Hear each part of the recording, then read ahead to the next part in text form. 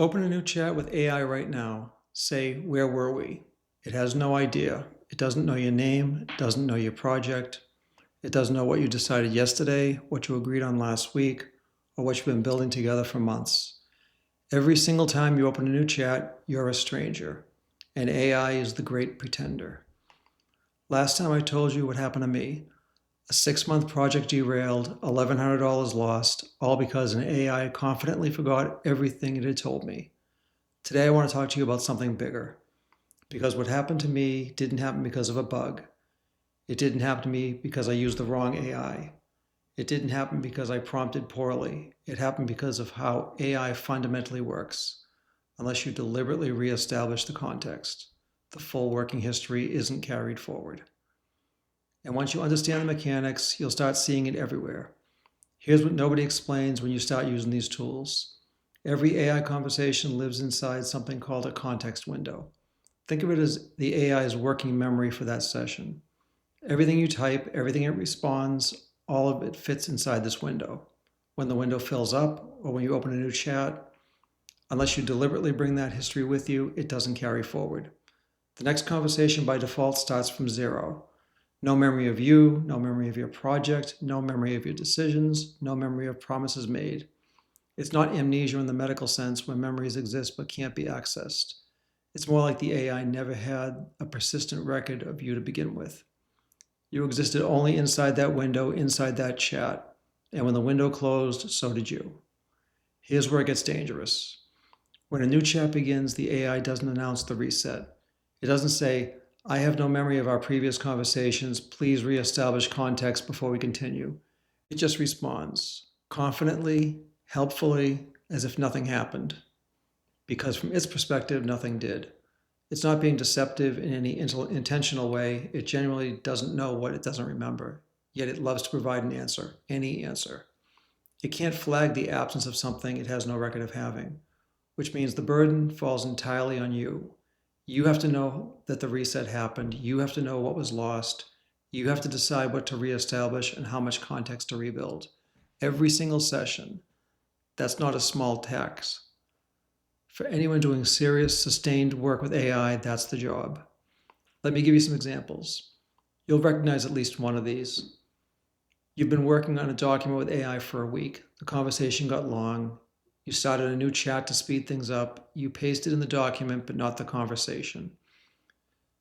The AI made suggestions that contradicted decisions you've already discussed and dismissed. You wondered if you were going crazy. You asked AI to help you plan a project. It gave you a framework. You built on it 2 weeks across multiple sessions. You went back to check something from the original plan. The AI had no idea what you were referring to. You realized you never actually saved the framework anywhere. It only existed in a chat that was now gone. You've been using AI as a thinking partner. You had a breakthrough conversation, the kind where everything clicked. You tried to pick up the thread the next day. The AI was helpful, but it wasn't the same conversation. It couldn't be. It wasn't the same AI. Sound familiar? None of those are failures of intelligence. None of those are hallucinations. None of those are bad prompts. They're all the same problem. The AI had no idea who you were the moment you opened a new chat, and it was too confident to let you notice. Now, some of you are thinking, but ChatGPT has a memory now. Claude has projects. Doesn't that fix it? Partly. These features are genuinely useful. They store some things across sessions, preferences, names, recurring context. But here's what they don't do. They don't preserve the reasoning behind decisions.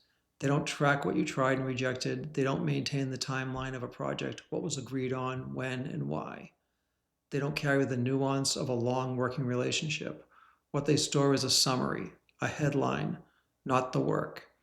And a summary is not continuity. A summary is what survives after the real memory is already gone. I learned this the hard way. I exported everything, had AI distill it. 2 days later, I asked about a specific decision we'd made that week. It couldn't tell me. It had the headlines, not the work. Let me be specific about what this costs, not just in money, though it cost me $1,100 in 2 days of SQL work I shouldn't have needed to do. It costs time.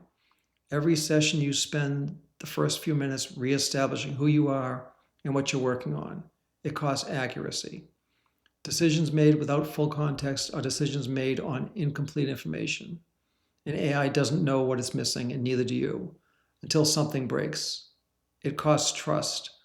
Once you realize the AI you're talking to has no memory of being your collaborator, you start to wonder which of its confident answers are grounded in your shared history, and which ones it just made up on the spot.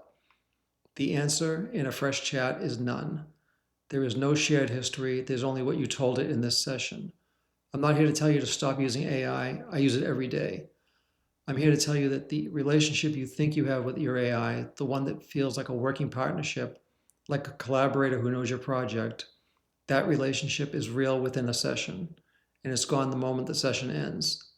That gap between the continuity you experience and the continuity that actually exists, that's the problem nobody's designed a solution for. Nobody except, well, there's more to the story.